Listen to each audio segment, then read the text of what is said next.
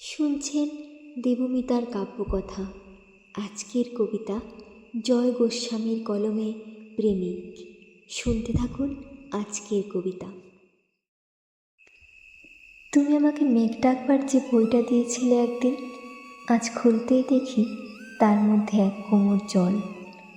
পরের পাতায় গিয়ে সে এক নদীর অংশ হয়ে দূরে বেঁকে গেছে। আমাকে তুমি উদ্ভিদ ভরা যে বইটা দিয়েছিলে, আজ সেখানে এক পাও এগোনো যাচ্ছে না, এত জঙ্গল।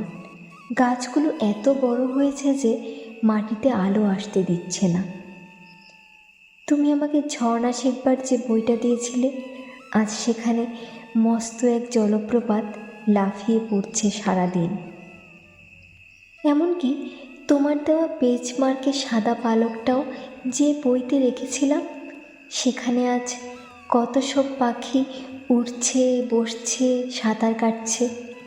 তোমার দেওয়া সব বই এখন মরুভূমি আর পর্বতমালা, সব বই আজ সূর্য, সব বই দিগন্ত। অথচ আজকেই যে আমার লাইব্রেরি দেখতে আসছে বন্ধুরা, আমার পড়াশোনা আছে কি না জানার জন্যে। তাদের আমি কি দেখাবো? তাদের সামনে কোন মুখে দাঁড়াবো আমি?